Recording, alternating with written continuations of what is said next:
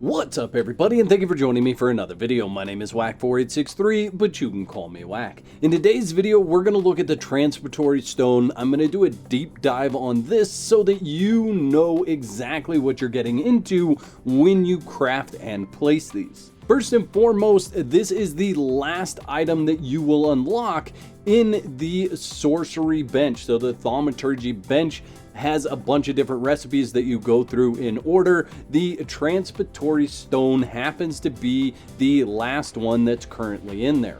Now I say currently in there because there is a chance that Funcom will add more sorcery and recipes to that bench in the future, but as of right now, this is the last one.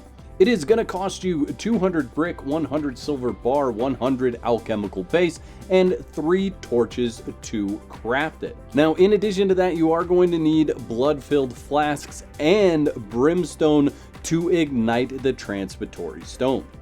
Now, in order to get started, you're really going to need those resources times 2 because you need to place 2 Transportory stones in order to be able to teleport. It does not connect to anybody else's Transportory stones that are outside of your clan, so only the ones that you and your clanmates have placed will be available for you to transport to.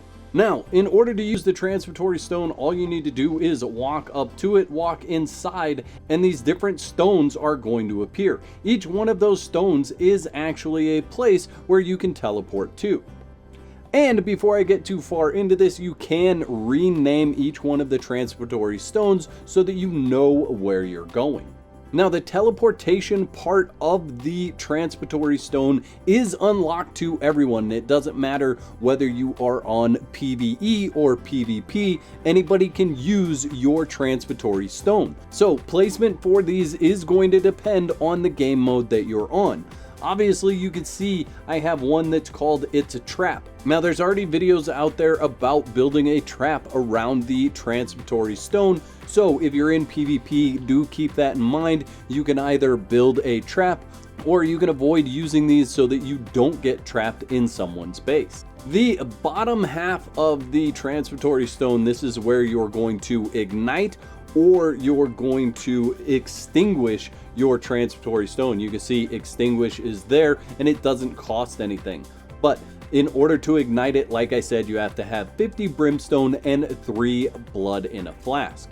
Now, I do want to show you that you're not always going to end up getting corrupted when you use these. So we're just going to go to this one here if we can. There we go.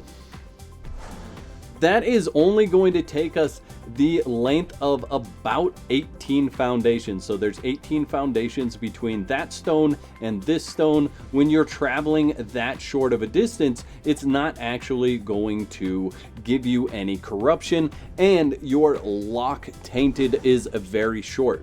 A little bit further than that, just from there to here, you can see that I did gain a small amount of corruption. However, if we go all the way up to, let's say, the area next to the wolves, this is going to be right up here, Devil's Squat. So we're here, we are going right in that area.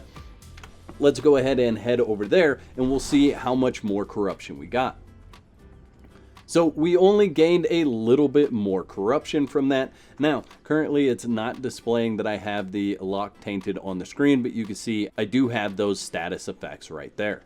Okay, so let's see if we can shoot out to the jungle. Some of these stones are very difficult to see and actually very difficult to reach at points in time, but we are going to shoot out to the jungle. We are going from here to right about here.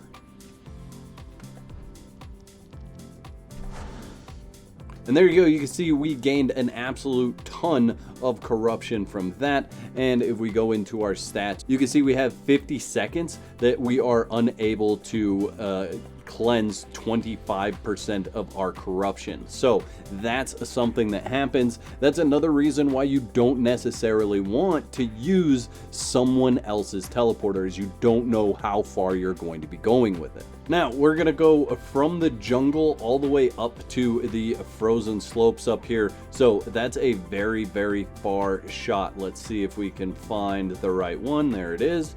And we'll shoot all the way up there. You can see that is a lot of corruption. In addition to that, you can't just start teleporting, again, you are locked from teleporting for about 15 seconds. But if we go back to here, it's actually going to give us more corruption. You can see it does give you more and more and more corrupted, and you can get to the point where you're fully corrupted. However, that is not the best idea. You should not do that. I know that in the past people have done this and they've gotten themselves to a point where they were invincible, or so they thought. That is not the case anymore. You will absolutely die by doing this. It doesn't give you any invincibility any longer.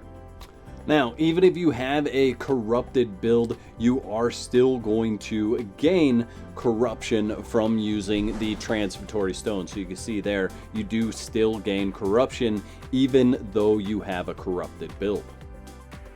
Now, what about taking thralls through the teleporter?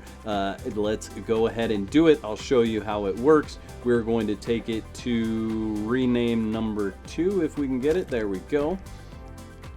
We'll take it right over here. You can see that the rope is stretched out, the thrall comes up and then disappears. Now, this shows you right here the durability is still going down on your rope, which means that you do have a thrall attached to your rope. You just want to watch right here to see if that's still going down. Whatever you do in this state, do not mount a horse, because the game does not recognize that there's a thrall there, even though there is one.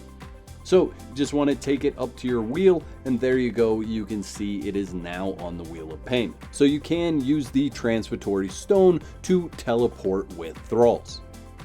Now, personally, I haven't really been using these. I think they're a cool idea. I don't like the increased corruption. I think if I was to set up a network of these, it would really be to go from points that I'm normally at back to my base. However, I tend to build in areas that are close enough to obelisks that I don't really feel the need to use the Transportory stones. This is something that maybe I would use more in the Isle of Sipta, because there are no natural teleportation points on the Isle of Sipta.